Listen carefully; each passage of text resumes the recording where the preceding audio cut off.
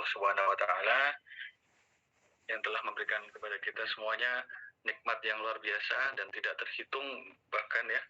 Dan terbukti salah satunya kita masih diberikan kesempatan untuk sekarang bertemu lewat Google Meet kali ini. Dan marilah kita sebelum mulai perkuliahan atau belajar bersama, kita berdoa masing-masing dalam hati, berdoa mulai.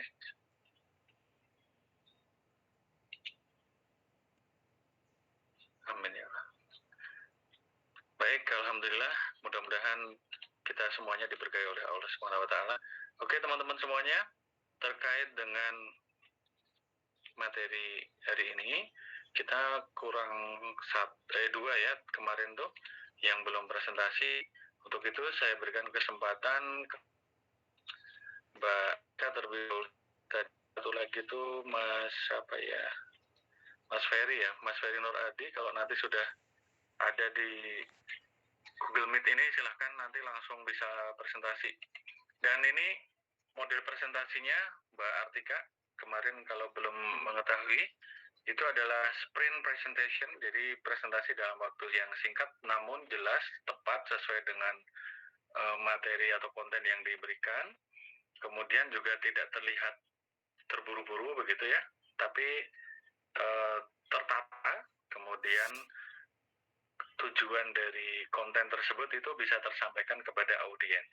Nah, yang disampaikan pertama itu ada menyebutkan nama, NIM, kemudian menyebutkan nama perusahaannya, termasuk kodenya di Bursa Efek Indonesia. Kemudian kemarin kalau nggak salah sama siapa ya yang belum itu, Mbak Puput sudah belum ya kemarin ya? Sudah, Bang Bukopin, Mbak Puput ya. Oke, kemudian barulah disampaikan terkait dengan sistem yang digunakan oleh perusahaan tersebut ya, misalnya perusahaan tersebut menggunakan ERP atau Enterprise Resource Planning, kemudian dijelaskan sekilas tentang barangkali input, proses dan outputnya, kemudian jadinya seperti apa dalam waktu kisaran kemarin itu 2 menit. Oke, begitu Mbak Artika ya, karena yang lain kemarin sudah, jadi saya berikan kesempatan untuk Mbak Artika mempresentasikan dan tidak perlu share karena materi PowerPoint-nya kan juga sudah di-share di on class ya. Begitu Mbak Artika. Sama Mas Ferry, mana Mas Ferry ya? Sudah ada di sini belum Mas Ferry? Halo Mas Ferry, adakah di sini? Saya coba cek di list. Oh, ternyata belum ya. Ada yang tahu ini beberapa kali belum gabung ya, kemarin juga belum gabung. Ada yang tahu Mas Ferry kemana? Teman dekatnya siapa di sini? Ada yang tahu, teman-teman? Tidak tahu, Pak. Oh, tidak ya. Oke. Baik, kalau tidak ada yang tahu, nanti kalau misalkan teman-teman ada informasinya, silakan di-share saja atau mungkin diingatkan di grup WhatsApp ya. Baik, sekarang silakan waktu saya berikan kepada Mbak Artika. Sebentar, saya buka timernya dulu.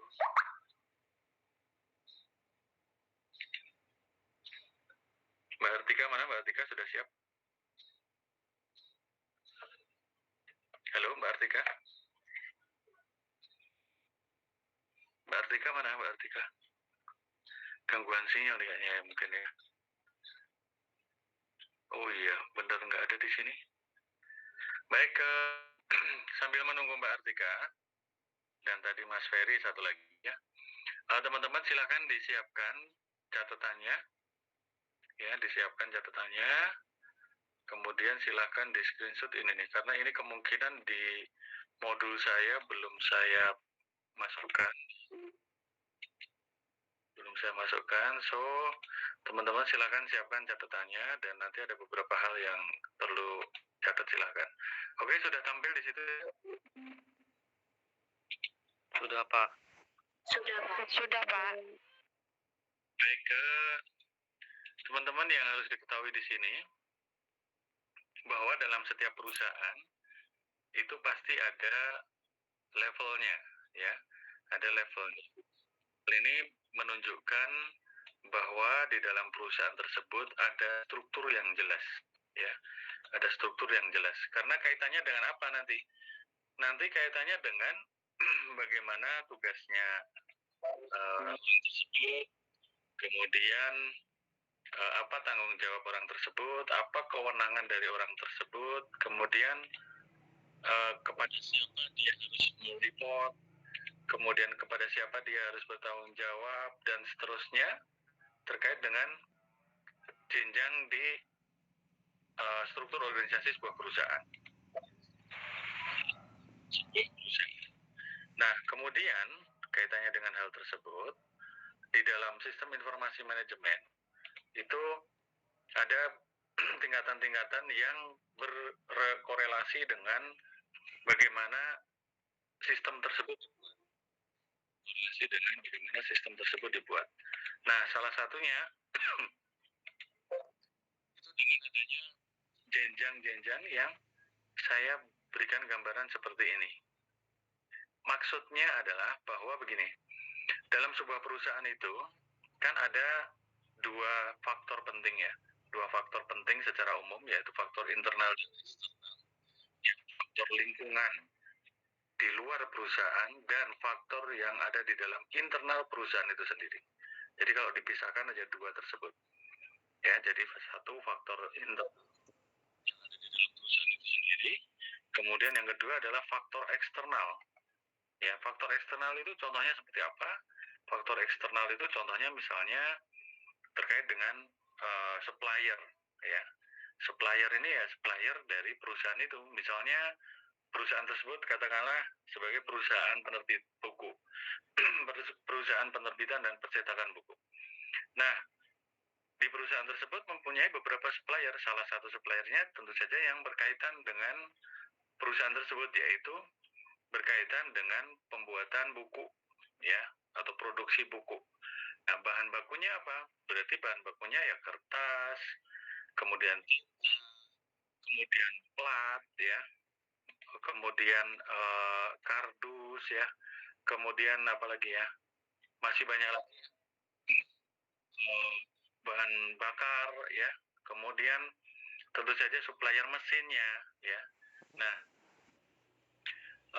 supplier-supplier tersebut yang punya korelasi dengan perusahaan atau bisnis itu, tentu saja mereka ada hal-hal yang dapat menjadikan hubungan antara si perusahaan penerbitan tadi dengan si supplier tadi saling mempengaruhi, ya. Misalnya kalau ternyata si perusahaan penerbitan tadi memiliki atau mendapatkan orderan yang sangat tinggi, maka otomatis dari pihak bisnis atau penerbitan akan meminta kepada supplier kertas itu barangkali tidak hanya satu supplier gitu ya, karena mungkin di satu supplier itu tidak mencukupi kapasitasnya sehingga dia ada multi supplier. Nah, multi supplier. Nah, untuk mengelola supplier-supplier tersebut, perusahaan pasti memiliki sebuah sistem, ya, sistem. Nah, di dalam sebuah perusahaan, kalau di dalam perusahaan tadi penerbitan dan percetakan tadi, itu biasanya dihandle oleh procurement department, ya. Kalau di tempat saya bekerja dulu tuh namanya procurement department, artinya departemen pembelian. Nah, di situ khusus untuk hubungannya dengan para supplier. Dan di dalam departemen tersebut ada sistemnya. Ya, sistem tentang apa itu? Sistem tentang pembelian atau apa namanya? Ya, pembelian atau transaksi dengan pihak supplier. Nah, sistemnya apa? Contohnya misalnya sistem nanti dalam sistem pembayarannya, ya, sistem pembayaran itu di breakdown lagi, di dalamnya harus memenuhi syarat-syarat apa saja. Misalkan sebelum melakukan pembelian itu harus ada lampiran order misalnya, kemudian harus ada tanda tangan siapa saja di situ yang mengesahkan. Kemudian di dalam order tersebut ada keterangan kapan estimate time arrival-nya atau datangnya barang itu ke pihak penerbit misalnya. Kemudian bagaimana dengan sistem pembayarannya? Apakah by cash atau dengan termin tertentu, ya, termin jangka pendek atau mungkin jangka panjang dan seterusnya. Nah, itu masing-masing perusahaan berbeda-beda. Nah, kemudian dari sistem procurement itu nanti akan berkaitan dengan finance, ya. Jadi nanti procurement yang mengajukan pembelian, procurement juga yang akan mengajukan ke Departemen Finance atau Keuangan bahwa yang dibutuhkan itu adalah keuangannya sekian dengan schedule dulu yang sudah ditetapkan. Untuk pembayarannya misalnya untuk termin 1 dibayarkan paling lambat tanggal 20 misalnya. Nah, itu ada seperti itu. Nah, kemudian faktor eksternal lain apa? Contohnya misalnya customer. Ya, customer itu juga menjadi faktor eksternalnya perusahaan yang mempengaruhi perusahaan itu. Ya, karena sekali lagi ibarat kata hidup dan matinya perusahaan itu salah satu yang sangat kuat mempengaruhi adalah customernya. Karena apa? Perusahaan itu tidak mungkin ada gitu ya tanpa mereka punya customer, ya enggak? Jadi perusahaan itu ada karena memang mereka punya customer yang jelas, kemudian customer yang loyal dan seterusnya. Yang notabene dari customer itulah sumber revenue atau pendapatan dari perusahaan. Nah, kemudian apalagi contoh lain faktor eksternal banyak ada lagi itu kemudian ada kompetitor, ya, kompetitor itu juga faktor eksternal tapi juga sangat berpengaruh terhadap perusahaan, ya. Berpengaruhnya dari mana? Berpengaruhnya dari misalnya kompetitor melakukan berbagai macam promosi begitu ya, yang notabene di situ sangat ketat persaingan di pasar. Misalkan persaingan yang berkaitan dengan kalau buku itu ya biasanya itu terkait dengan harga ya rata-rata ya harganya. Kemudian yang paling penting adalah kontennya. Kemudian yang berpengaruh lagi adalah kalau buku itu adalah penulisnya atau autornya. Ya kayak misalnya kalau dulu di saya tempat bekerja itu saya bersaingnya dengan Erlangga, dengan Gramedia dan seterusnya ya. Nah, kemudian saya coba melakukan marketing research, salah satunya hasilnya adalah bahwa penulis itu juga menjadi salah satu faktor yang berpengaruh atas kualitas buku itu diterima atau tidak di setiap sekolahan. Ya, maka muncullah strategi baru, membuat buku baru dengan kategori baru yang lebih premium dengan mendatangkan penulis-penulis yang handal yang dia secara basic punya komunitas yang sangat luas, jaringan yang sangat luas di berbagai sekolah di seluruh Indonesia. Sehingga itu juga akan berpengaruh. Ya kayak contoh misalkan teman-teman punya produk, kemudian produk tersebut di-endorse oleh seorang artis atau influencer, bahkan si artis atau nah, bagaimana kira-kira teman-teman punya persepsi apabila menghadapi hal tersebut? Tentu saja akan berbeda dengan produk yang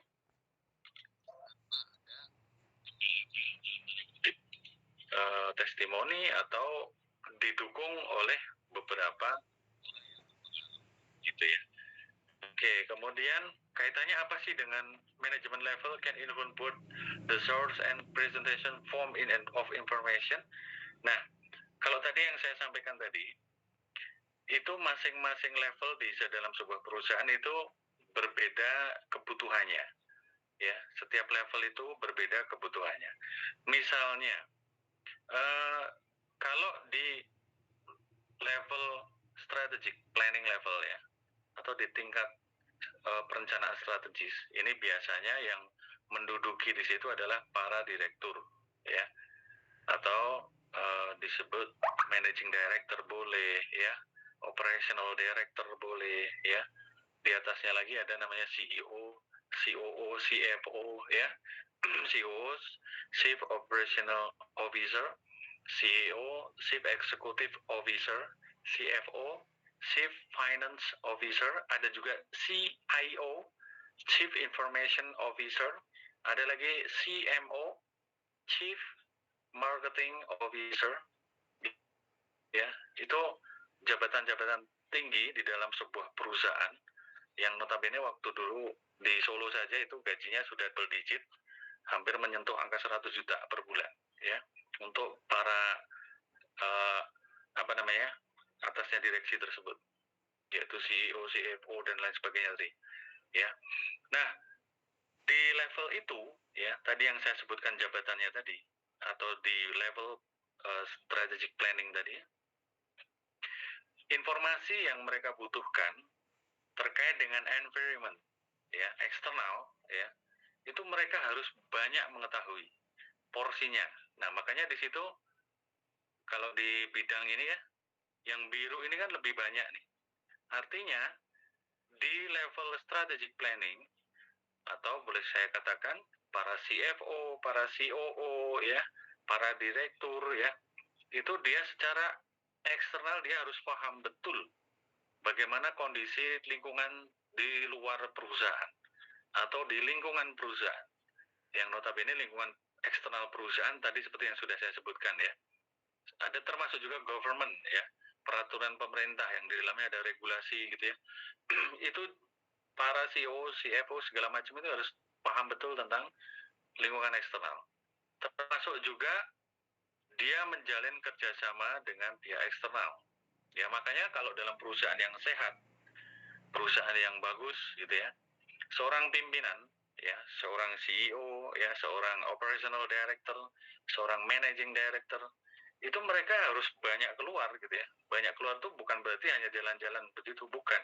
Tapi mereka menjalin networking ya, menjalin jaringan dengan banyak orang, banyak perusahaan, banyak stakeholder yang harus dia jalin ya. Misalnya kalau perusahaan itu ada di dalam sebuah daerah, yang di daerah tersebut tentu saja ada kepala daerah, nah, dia juga harus dekat dengan kepala daerah. Sebentar.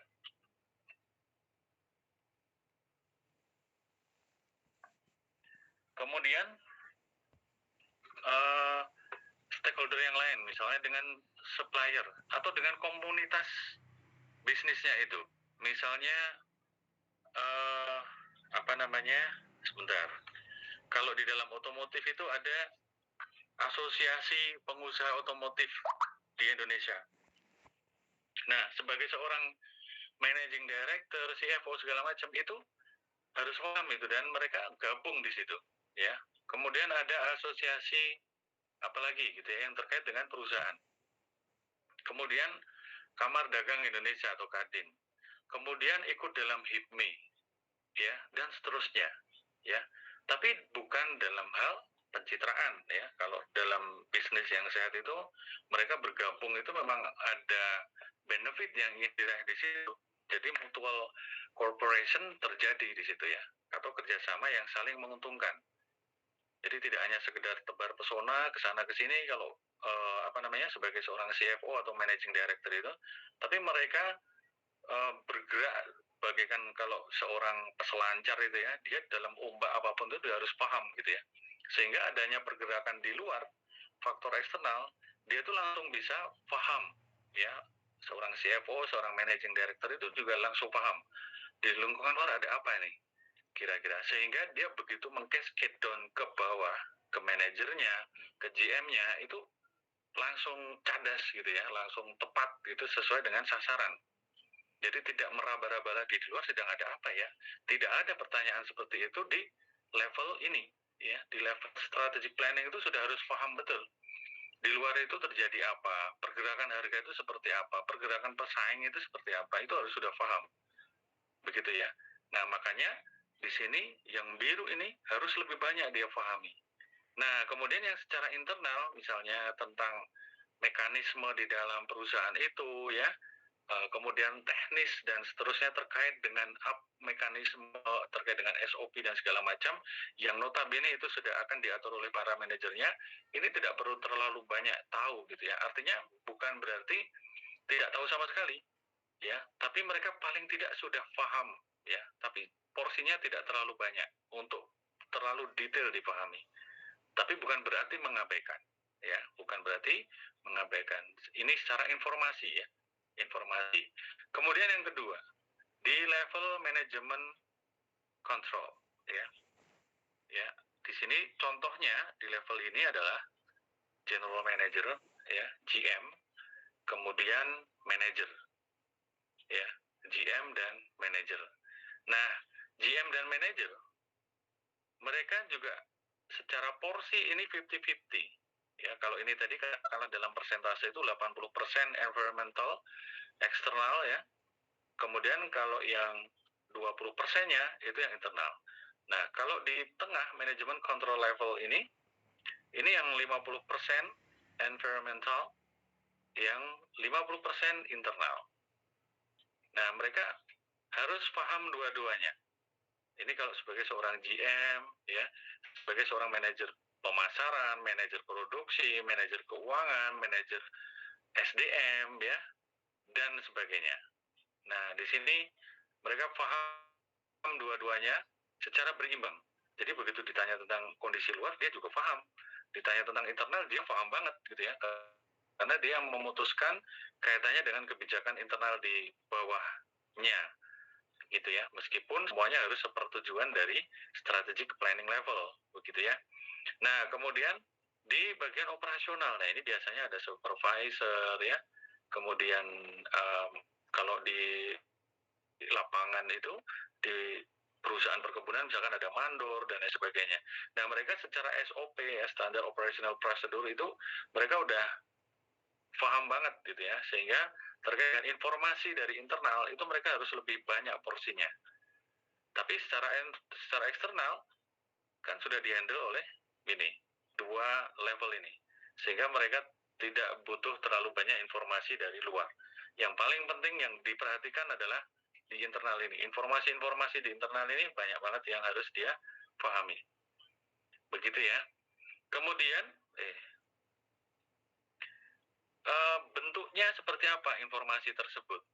Ya, kalau untuk yang tingkatan strategic planning level itu cukup dengan summary, ya.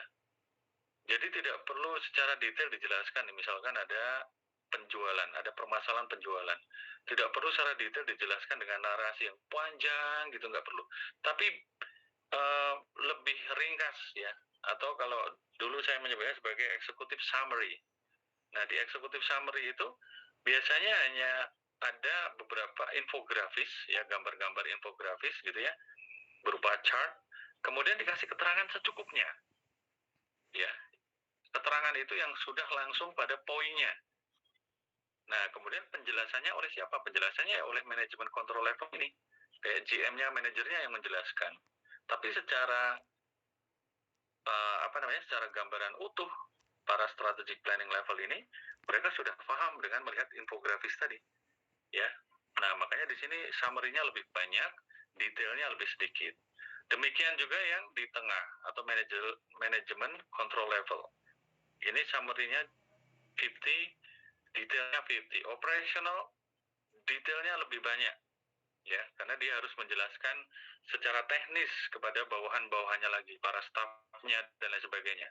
Jadi nggak bisa nih kalau misalkan teman-teman nanti di sebuah perusahaan bekerja, misalnya baru masuk gitu ya, kemudian diberikan tugas diterima di supervisor dulu misalnya, karena baru masuk misalnya. Nah, detail ini harus dipahamkan ke staffnya, ke karyawannya, karena kaitannya dengan teknis operasional harian. Misalnya teknis tentang bagaimana cara mengoperasionalkan sebuah mesin gitu ya. Nah, ini harus paham begitu. Kemudian, nah ini kalau misalkan kaitannya dengan bisnis area di dalam sebuah perusahaan itu, ini hampir mirip dengan yang di atas ya. Ini hanya dilengkapi saja. Kalau dalam bidang finance, human resource, information services ya, manufacturing and marketing, ini semuanya harus paham. Tapi makin kesini tuh makin mengerucut tuh artinya posisi jabatan-jabatan di sini itu juga semakin kecil orang-orangnya, semakin sedikit ya, bukan semakin kecil orangnya, semakin sedikit orangnya. Ya, di sini juga demikian. Ini secara kuantitas orang semakin ke bawah semakin banyak. Termasuk tadi, nah kaitannya dengan di atas tadi, ini juga bisa digambarkan dari sini. Ya, butuh detailnya lebih banyak. Kalau operasional, yang strategik cukup poin-poinnya tadi. Begitu ya, dari sini sudah paham teman-teman? Sudah ya Allah, Pak. Insya Allah ya. Oke. Maaf Pak, teman saya ada yang belum gabung Jimit karena telat. Belum di ACC. Belum di ACC, siapa Mbak? Di sini kok nggak ada ya? Sudah nggak ada tuh yang di ini? Mas Sudah. Azizul Pak. Mas Azizul, mana ya? Tapi sekarang sudah masuk belum? Nggak ada ini. Coba suruh join lagi, Mbak. Tadi sebelum saya mungkin dia sudah malah keluar sendiri gitu ya. Biasanya silakan ditunggu dulu. Ini belum ada lagi masuk ya. Nah, apa yang saya jelaskan tadi, ya, teman-teman catat ya. Contohnya juga nanti segera dicari ya. Di modul mungkin ya ada beberapa sebagian, silakan nanti dicari. Nah, kemudian stop dulu. Kemudian kaitannya dengan UTS apa? Ya itu tadi. Oke ya. Itu tadi ya. Kaitannya dengan UTS tadi udah di screenshot belum ya? Sudah, Pak. Sudah, Pak. Good. Aman berarti. Oke, jadi itu catat ya. Itu kisi-kisi pertama. Karena gini, soalnya nanti ada 24. Wow. Mantap jiwa. 24, tapi yang 20 ini adalah option ya. Jadi pilihan ganda multiple choice. Dan itu gampang-gampang. Kalau perlu ya saya kasih tahu sekalian deh. Biar teman-teman lebih mudah nanti dalam mengerjakan. Saya tidak ingin mempersulit. Oke, kemudian poin 1 tadi sudah diterima kisi-kisinya ya. Nanti poin berikutnya saya jelaskan di next ya. Next week itu harusnya pertemuan sudah nggak ada ya. Tapi kalau teman-teman mau next week itu kita adakan pertemuan, berarti nanti bisa mengurangi yang setelah UTS ya. UTS ya berarti yang tinggal 6 gitu. Kira-kira mau nggak? Mau, Pak. Gimana? Mau, Pak. Kalau misalkan mau, tolong dicat ya. Jadi ketahuan berapa orang yang mau. Mau, Pak. Mau, Pak. Mau, Pak. Mau, Pak. Silakan tulis di chat ya. Silakan tulis di chat. Jadi nanti ketahuan ada berapa orang yang mau ya. Tulis saja mau gitu. Mau. Saya minum dulu teh tawar. Oke, kemudian yang kedua. Tadi yang saya pertama jelasin tadi daging banget tuh ya. Daging banget. Saya sapi aja kalah. Tinggal teman-teman memperdalam saja ya. Jadi tadi di perusahaan ada 3 level penting. Kemudian apa saja yang harus ada di dalamnya ya. Tadi ada manajemen strategic planning, kemudian ada manajemen control level, ada operational control level ya. Kemudian silakan dicatat lagi. Sistem informasi manajemen ya. Teman-teman kemarin sudah mempresentasikan semua. Nah, itu ya, perdalam lagi itu. Apa sih itu sistem informasi manajemen? Kemudian kalau implementasinya di perusahaan bagaimana? Begitu ya. Nah, udah tuh. Enak banget dah. Terus yang lainnya lebih ke apa ini ya? Lebih ke pendapat analisis teman-teman ya. Selama pandemi ini ada beberapa perubahan bisnis model kan ya. Perubahan bisnis model ya. Coba dicek. Oh ya tadi siapa tadi ya? Mas Azizul tolong kasih tahu Pak di grup. Agar untuk masuk lagi ya. Iya. Kemudian untuk yang soal multiple choice, catat ya. Kalau di dalam sistem informasi manajemen, ya, itu nanti semuanya ada di modul ya. Itu ada beberapa komponen, ya. Komponennya salah satunya adalah ada software, hardware, ada brandware, ya. Oke. Kemudian pelajari juga tentang, oke ya, yang chat ini semuanya loh ya. Kalau nggak semuanya berarti nggak jadi nih. Semuanya saya tunggu yang chat ya. Yang mau berapa nanti saya hitung. Oke, kemudian apa lagi tadi ya? Kemudian dari komponen tadi ya, ada software, hardware, brandware tadi, mana sih yang paling penting ya peranannya? Ada itu ya.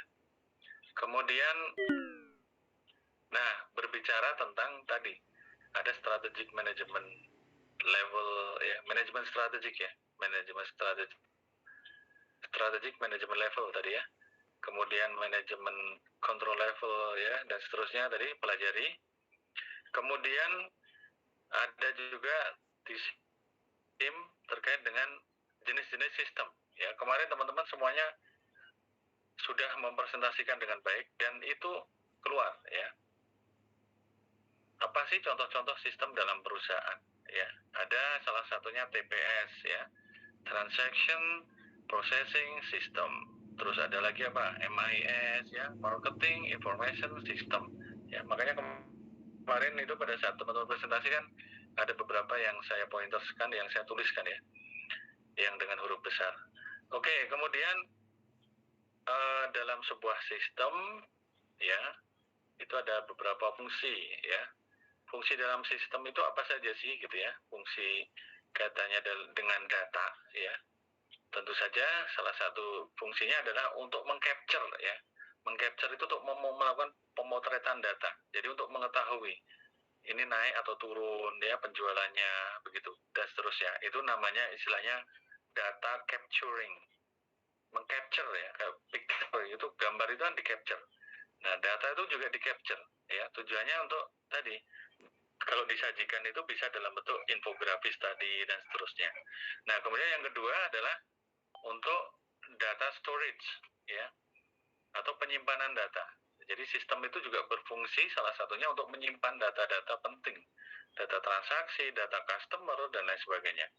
Kemudian tentu saja ini yang paling penting adalah data processing ya, untuk memproses data yang dari data mentah diproses kemudian menjadilah sebuah informasi. Ya, informasi ini bisa berupa tadi infografis yang bisa menjelaskan tentang growth dari sebuah perusahaan misalnya. Growth-nya itu dilihat dari mana? Dari volume penjualan, dari value penjualan dan seterusnya. Oke, kemudian apa lagi ya? Yang lainnya mudah-mudah nih. Nah, untuk besok minggu depan aja dah. Ya. Yang lainnya mudah-mudah banget. Teman-teman kalau belajar dari modul, insya Allah semuanya ada. Begitu ya, dari modul itu dari CH1 atau KD1 sampai KD7 ya, atau kompetensi dasar 1 sampai kompetensi dasar 7. Nah, itu silakan nanti di modul teman-teman pelajari ya. Udah geluduk-geluduk nih, takutnya nanti tiba-tiba mudah-mudahan nggak mati listrik. Oke ya, begitu terkait dengan UTS. Nanti untuk tambahannya insya Allah minggu depan akan saya berikan. Dan yang kemarin belum presentasi, sekarang Mbak Artika sudah join ya, Mbak Artika. Halo, monitor Mbak Artika. Iya, sudah, Pak. Sudah ya, sebentar saya buka timer dulu. Sudah disiapkan ya materinya Mbak Artika? Sudah, Pak. Sudah ya.